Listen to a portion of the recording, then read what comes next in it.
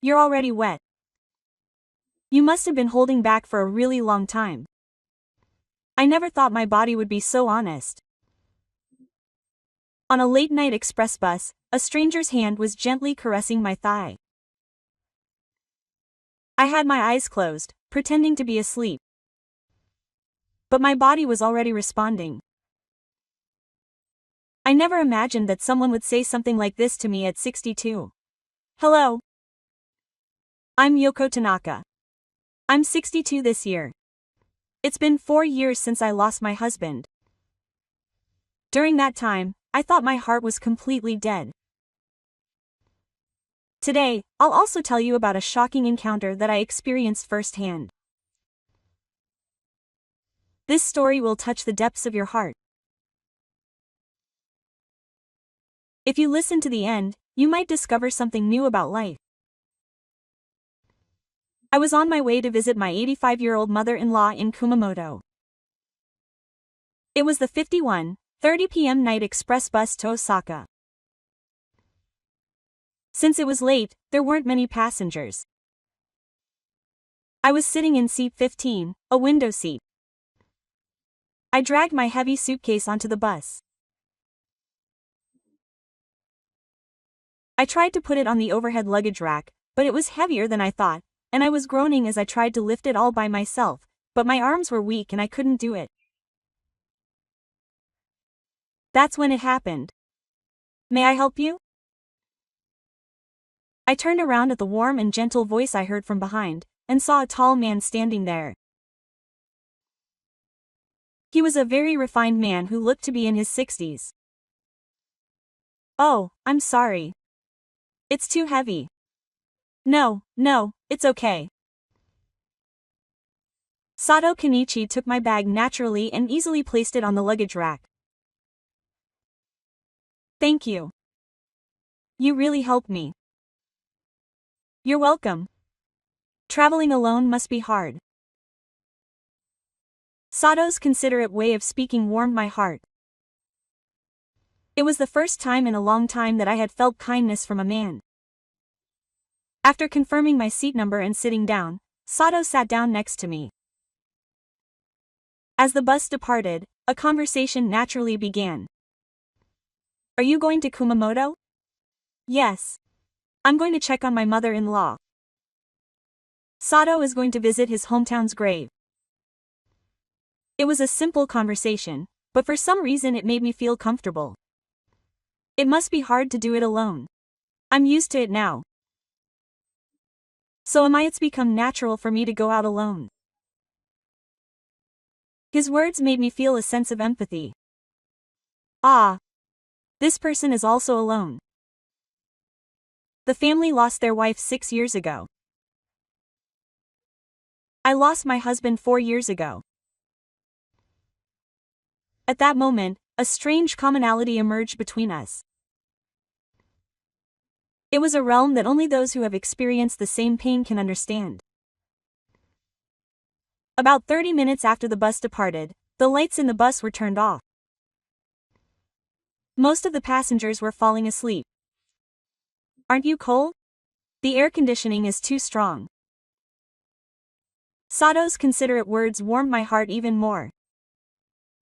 It's okay. Thank you. Sato's presence felt even warmer in the darkness. I was tired too, so I closed my eyes. I leaned my head against the seat and tried to sleep. But after a while, I felt something strange. I felt like Sato was gently leaning his body. At first, I thought he was just changing his position.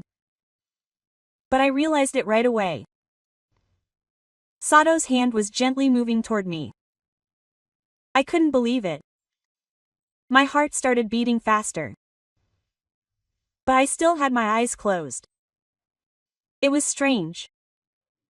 I felt a sense of fear and anticipation. It was an emotion I had completely forgotten for 4 years. Sato's hand touched my knee. Very lightly, very carefully. I mustn't let anyone know I was awake. I don't know why I thought that. I should have raised my voice or waved him off, but I couldn't. I kept pretending to be asleep, even trying to be considerate of him.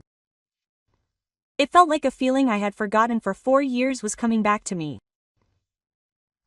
At that moment, Sato's low voice rang near my ear. You're awake. My whole body froze for a moment. How did you know I was awake? But I still didn't answer. I couldn't even open my eyes. It's okay. No one will notice. Sato's hand went deeper. I bit my lip and answered in a buried voice. But my body was completely in Sato's hands.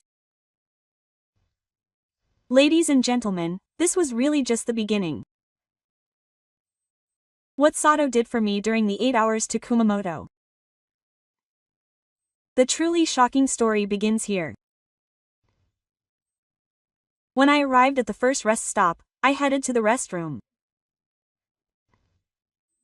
My face in the mirror was steaming red. I can't believe I'm 62 years old and making this expression. As I washed my face with cold water, I thought to myself, I have to stop.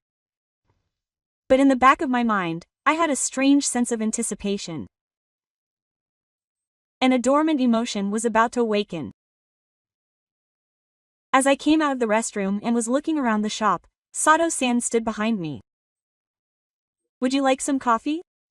I was surprised by his quiet voice and turned around. Oh, yes. Thank you.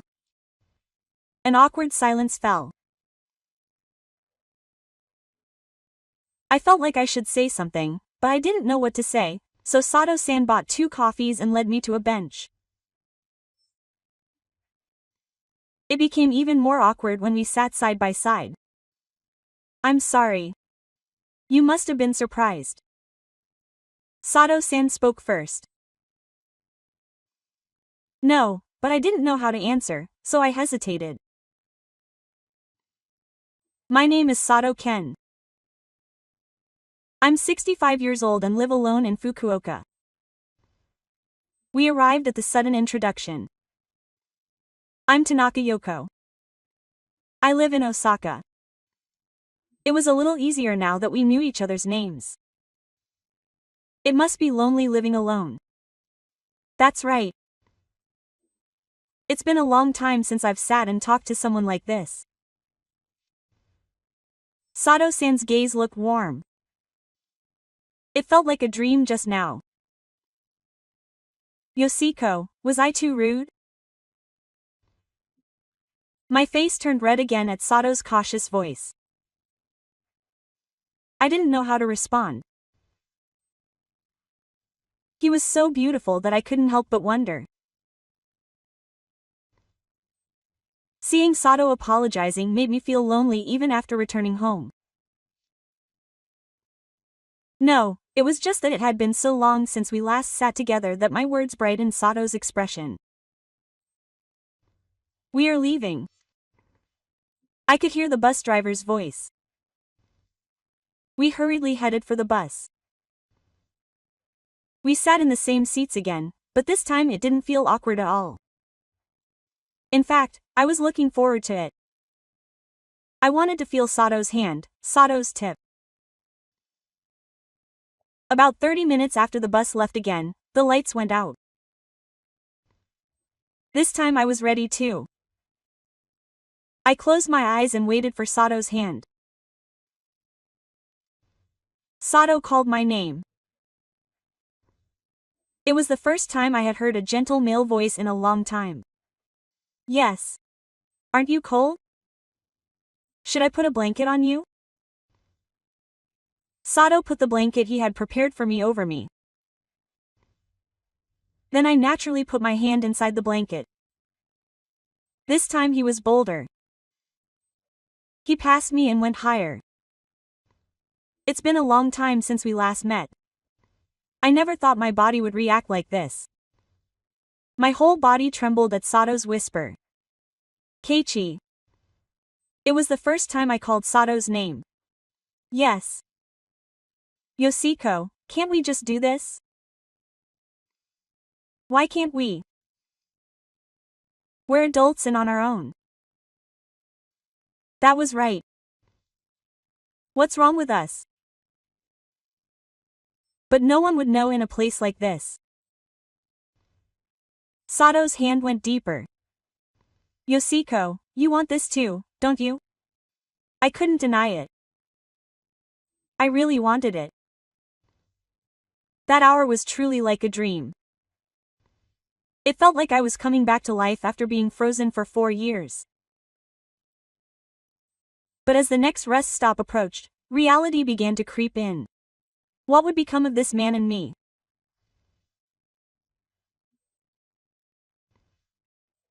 At the second rest stop, we headed to the restroom in silence.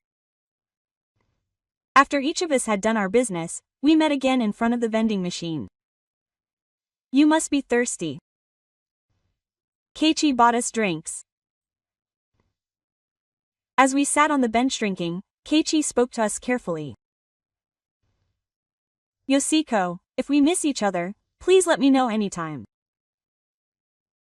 No, it's actually better. The look in Kenichi's eyes changed at my honest confession. I feel like I'm really starting to feel like a woman for the first time in a long time. I was the first to tell him my true feelings. I feel the same way. I've been living my life forgetting about these feelings since I got bored. We're not weird, right? Why are we weird? We're adults, and we both want each other.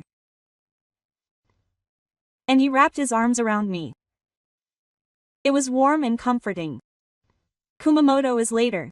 We have time. Yes. Can I just take it easy? My heart raced at Kenichi's suggestion. What should we do? Why don't we move to the back? It's darker and quieter there, so I hesitated for a moment. But there was no reason to refuse. Should we do that? We got back on the bus and moved to the very back seats. The other passenger was sitting in the front, and we were the only ones in the back. It's much more comfortable here. The air conditioning was too strong, and I was cold. Kenichi covered me with his blanket too. Even when he covered me with it, we naturally ended up covering the two of us with one blanket. As the bus departed and the lights went out, Kenichi's hand reached for mine again. This time I was much freer. No one was watching since I was sitting in the back. Yoshiko, you're really beautiful. Keiichi's voice sounded even more perfect in the darkness. At this age doesn't matter. This moment right now is important. Keiichi's words were right. This moment right now was the most precious. Our hands gradually became bolder under the blanket. Kenichi was really delicate. He seemed to be doing exactly what I wanted. He must have been holding back for a really long time. My body trembled before Keiichi's touch. I touched Keiichi too. He was firm and warm. Keiichi and I were the same. When was the last time we danced like this? We comforted each other's loneliness. Our time passed in our own little world under the blanket. All the other passengers and even the bus driver were concentrating solely on driving. Yoshiko. Yes. Will we be able to continue seeing each other after this trip is over? My heart was complicated by the sudden question. Osaka and Fukuoka are not far apart, but they are not close either. And starting a new relationship at this age. What do you think? What will happen? Am I asking too much? No, I have thought about it too. But realistically, it won't be easy. Keiichi's hand stopped for a moment. Yes. But there must be a way. Is that really true? Don't you think it's worth a try at least? Ichi's words gave me hope. Yes. It's worth a try. I met someone who dances so well. Then why don't we just exchange contact information? Of course. We exchanged cell phone numbers. From that moment, a strange spark grew between us. It wasn't just a simple encounter on a bus, but a sense of anticipation for a relationship that could last. But Kumamoto was gradually getting closer. Could these feelings of ours really last in reality? We began a real conversation under the blanket. What kind of work do you do, Yoshiko? Since my husband passed away, I've been at home a lot. I only help out at the local flower shop occasionally. It must be tough. I've gotten used to it. Kenichi manages a small building. Since it became boring, he's been making a living from it. We felt closer as we learned about each other's realities. Do you keep in touch with your children? Everyone is busy sometimes. Keiichi, I'm in a similar situation. We only contact each other during New Year's in Oban. We lived with the same loneliness. Our hands were held together the whole time as the bus drove along the highway. Yoshiko's hands are really soft. How can you be so honest at this age? Beautiful hands. My face turned bright red at the compliment I hadn't heard in a long time. Keiichi's fingers slowly stroked the back of my hand. But that simple touch made my heart flutter so much. Keiichi. Yes. We really are weird. Why? How can I feel this way at this age? It's not weird. It's natural. Keiichi's voice sounded closer. When did he sit so close to me? In the darkness, Keiichi moved closer to my face. Yoshiko, if it's okay with you, yes. Can I kiss you? My heart skipped a beat at the sudden request. In the darkness of the seat, just the two of us, in a space of darkness, yes. I answered quietly, and Keiichi's lips carefully touched mine. It wouldn't be strange for a 62-year-old to kiss. What's the problem when we're both alone? It was a soft, warm kiss. It wasn't theatrical like when we were younger, but it was deeper and more earnest. We lowered our positions and lowered our bodies. Thank you, Yoshiko. What made this such a good time? I'm the one who should be grateful. I feel like I've found myself, something I've lost for 4 years. Yoshiko, I'll be honest with you. After the kiss, Kenichi spoke seriously. Yes. Tell me. I was attracted to you from the first time we met on the bus. Really? Yes. There was something comforting and warm about you. I felt the same way. Even though it was our first time meeting, it didn't feel like a stranger. Me too. It was a strange, familiar feeling. Could it be fate? What do you think? If there is such a thing as fate, we looked at each other and smiled. Even in the darkness, I could see Keiichi's smile. Yoshiko, when we arrive in Kumamoto, will we really have to say goodbye when we arrive in Kumamoto? I felt the same way. I couldn't just leave after meeting such a wonderful person. Let's keep in touch. When will we see each other again? Yes. It will be 4 days before I return to Osaka after meeting my mother-in-law. Should I go to Kumamoto to buy something for Yoshiko? Really? Yes. One day is enough to visit the grave. My heart suddenly started to race. I can't believe I'll see you again in 4 days. But my mother-in-law will be surprised. You said we were friends, so that's true. Should we do that? This was the first time we had made a concrete promise. But the Kumamoto bus terminal was getting closer. I felt sad when I thought that this perfect time was about to end. Will this feeling continue in reality? We have 30 minutes until arrival in Kumamoto. When the bus driver's announcement came on, my heart dropped for a moment. Already? Such a wonderful time is over. Keiichi also looked disappointed. Time really did fly by. That's right. 8 hours felt like 8 minutes. We looked at each other and smiled wryly.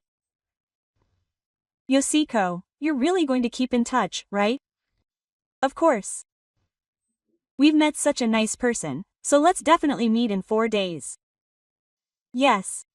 It's a promise. But in the back of my mind, I was worried. Will these feelings last when I get back to reality? What if this special time on the bus will just feel like a dream? Maybe it won't be made public. Keiichi asked carefully. Regret? I shook my head, wondering if I was being too demanding about tonight. Do you think I'm weird? Or do you think it's a bad thing? Not at all. On the contrary, I'm grateful. Gratitude? I feel like I've found the part of myself I've been missing for 4 years. It really is. Meeting Kenichi tonight made me feel like a woman again. I feel the same way. This is the first time I've felt this way since my wife passed away. We held each other's hands tightly. We're arriving at Kumamoto bus terminal. Finally, the arrival announcement came. One by one, the passengers stood up and began to organize their luggage. We had to organize our seats too. Should we check our cell phone numbers again? Kazu took out his cell phone. We each saved our numbers and tried calling each other. It was saved properly. Now, let's send a text message. Yes, I'll wait. The bus came to a complete stop. People lined up and started waving. It was time for us to stand up too. Thank you so much, Keiichi. You're welcome. It was a really good time. We got off the bus with our luggage. We stopped for a moment in the lobby of the bus terminal. Well then, in 4 days. Yes. We'll definitely meet again. Take care. Keiichi also took care and started walking in different directions. After walking a few steps, I looked back. Keiichi was looking at me too. I waved and said hello. I thought about Keiichi the whole time we got in the taxi to my mother-in-law's house. It was truly a dreamlike night. I never imagined something like this would happen at the age of 62. When I arrived at my mother-in-law's house and opened the door, my mother-in-law was there. Yoshiko, why are you so late? The bus was a little late. You must be tired. Hurry up and get some rest. My mother-in-law looked at my expression carefully and said, Yoshiko, you look different today. Yes. What's wrong? You look brighter. Something good happened. I panicked for a moment. It must be because it's been a while since I've been on a trip. That might be true. It's important to go out and change your mood once in a while. Yoshiko didn't visit me anymore. But I knew. Something really good happened. And that something even better was waiting for me 4 days later. The next morning, when I woke up, I immediately checked my cell phone. There was one message. It was from Keiichi. Did you arrive at your mother-in-law's place safely? I'm getting ready to visit the grave. Have a nice day. My heart started pounding. You really did contact me. I replied right away. Yes, I arrived safely. Thank you for your hard work visiting the grave. Have a good day today. I had a conversation with my mother-in-law while having breakfast. Yoshiko, when are you going back to Osaka? I think I'll go back the evening after tomorrow. Yes, you can stay for a few more days. It must be boring being alone. It's okay. Mother-in-law. I've gotten used to being alone recently. That was a lie. Until yesterday, I was used to being alone, but from today on, I've started to miss someone. Another series of messages came from Kenichi in the afternoon. Would it be okay if I went to Kumamoto tomorrow?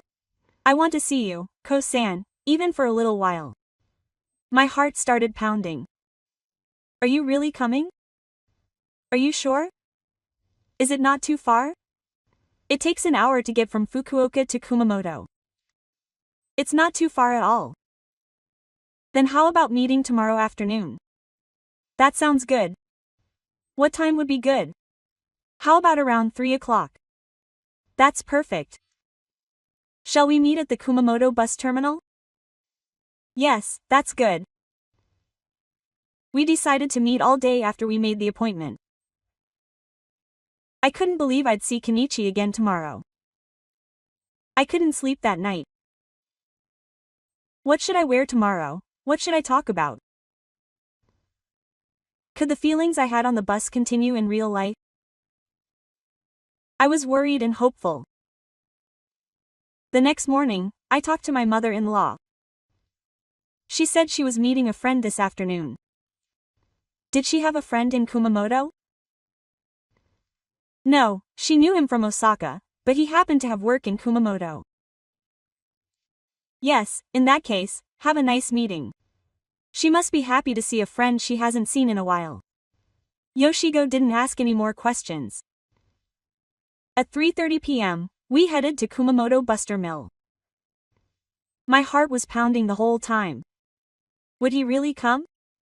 Could it be that the enemy had changed? As I waited at the bus terminal lobby at 3 p.m. sharp, I saw a familiar back. It was Keiichi. He really did come. When I called out to him, Keiichi turned around and smiled happily. Yoshiko, I'm sorry to have kept you waiting. No, I just got here too. It was strange to see you again. What happened on the bus last night felt like a dream, but seeing you again like this made it feel real. Would you like to have a coffee somewhere? That would be nice. We sat at a nearby coffee shop and talked. I didn't think you would actually come. We promised, didn't we? I wanted to see Yoshiko again. Me too.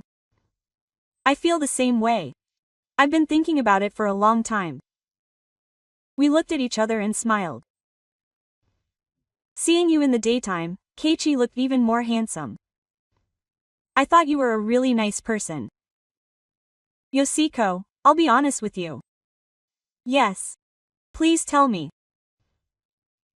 I've been thinking about you all the time since last night. Me too. I don't think these feelings are temporary. Keiichi's serious expression made my heart serious too. Me too. This is the first time I've felt this way in 4 years. So can we continue to meet? Continue. Yes. Even on a regular basis, practical issues suddenly came to mind. The distance between Osaka and Fukuoka, age, and financial issues were too much to pass up on this good opportunity. Could we meet even once a month? Kazu suggested to Shincho. Is that possible? I think it would be good if we met at a halfway point. It felt realistic when a concrete plan emerged in Saga and Fukuoka. That's a good idea. Why don't we try it once? 3 months passed. Keiichi and I met once each as promised. We met twice in Saga and once in Fukuoka, and we became closer through our trip. But gradually, the wall of reality began to set in. Yoshiko, your expression doesn't look good today. Our fourth meeting, Keiichi spoke at a traditional Saga chair. Is that so? Yes. It looks like you're troubled by something. After hesitating for a long time, I opened my mouth. Genichi, I'll be honest. Yes, please tell me. Is it right to continue meeting like this? Kenichi's expression hardened. Why are you suddenly doing something like this? It costs 10,000 yen each time we meet, just for transportation. That's not a small amount for me. I was being really honest. After my husband passed away, I wasn't financially well off. Oh, I didn't think about that part. It bothers me that he keeps lying to his mother-in-law. What kind of lie? He said he was meeting a friend, but in reality he was vague about it. We didn't know how to define it. Lover? Friend at this age? No, it's not. You're right, Keiichi. Keiichi nodded. I had similar worries. The truth is, building management work is harder than I thought. Is it because of my age? Keiichi also confided in me. Besides, my situation is tight, and it's true that the cost of meeting every time is a burden. When we were both honest, we felt relieved when we went home. So what should we do? It's not easy. We were silent for a long time. Unlike the excitement we felt when we first met, the reality was calm. Age distance, financial issues feeling like a burden on the family. Keiichi, maybe yes. It might sound strange to say this, but have you ever thought about living together?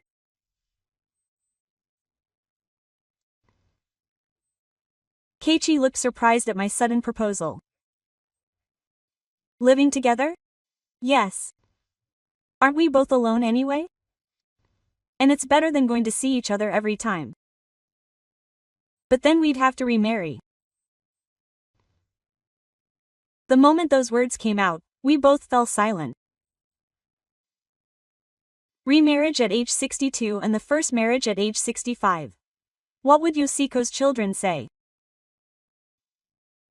Yes, they might object. Our children would be the same. There were a mountain of practical issues piling up. Yoshiko, why don't you take some time to think about it? Kenichi suggested to Shincho. Yes, let's do that. It's not something to rush into a decision. That's right. But in the back of my mind, I felt disappointed. I had met such a wonderful person, but reality was so complicated. A month passed. Kenichi and I ended up making a realistic choice. We didn't remarry. Instead, we decided to meet once every 3 months. Today was the day we met in Fukuoka. I was waiting for Keiichi at the small restaurant he used to be at before he became Buster. Yoshiko, I'm sorry to have kept you waiting. As always, his voice was filled with joy. No, I just got here too. We sat across from each other and talked about our recent activities while eating. How have you been lately? It's been okay. The building management work has decreased a little, but that's okay. Yoshiko and I have been a little busier helping out at the flower shop. Our relationship is different from before.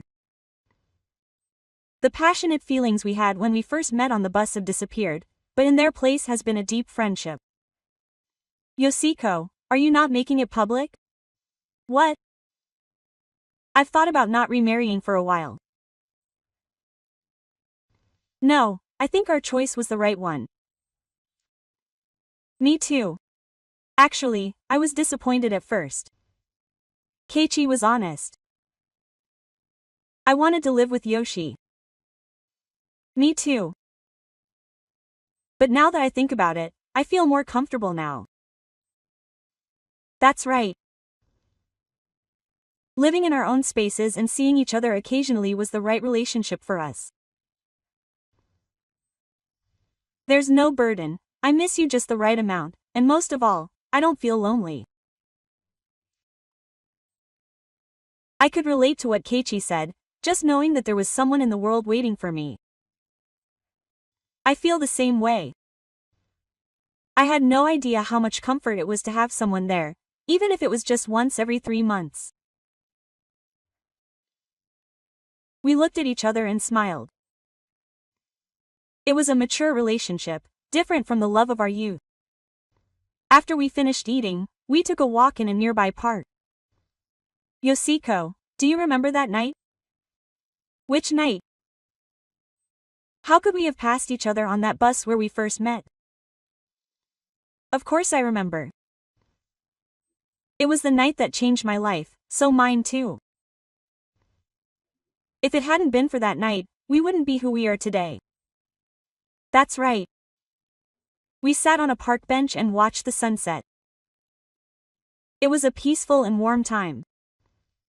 Yoshiko, when should we meet again? 3 months from now, so around the end of August. The weather will be really nice then. Where should we meet? How about a nice day this time? It would be nice to see the old townscape. We promised to meet again. And at the bus stop, he greeted me. Yoshiko, today was good. Me too. See you again. Yes. Stay healthy. Keiichi is also doing well. I thought to myself as I looked out the window on the bus back to Osaka. This is what the love I've encountered since moving to the city is like. It's not theatrical like when I was young, and it's not like we have to see each other every day, but just meeting occasionally, asking about each other's well-being, and spending some warm time together. That alone is a meaningful relationship. I sent an email to Kenichi after I got home. I'm glad I got to see you today. Did you arrive safely? I got a reply right away. Yes, I arrived safely. Yoshiko, please get some rest. Today was a really good time. I put down my cell phone and drank a lot of tea. That night, I lay in bed and thought about it again. The lights that passed outside the dark window of the bus heading from Osaka to Moto, and the careful touch of the stranger's hand, all painted a new color on my life. At the age of 62, I studied again and encountered true wisdom. We are not together every day, but Kenichi is always in a corner of my heart.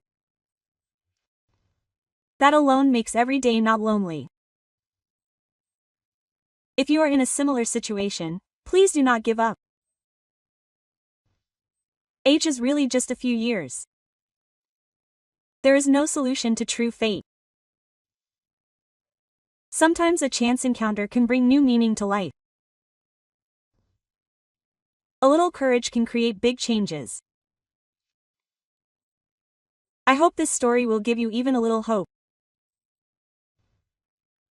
Even in loneliness, new encounters await you. Live with an open heart. Please share your heartwarming stories in the comments. Don't forget that everyone deserves to be loved. If you want to continue watching profound stories about the twilight of life, please subscribe to the channel and turn on notifications.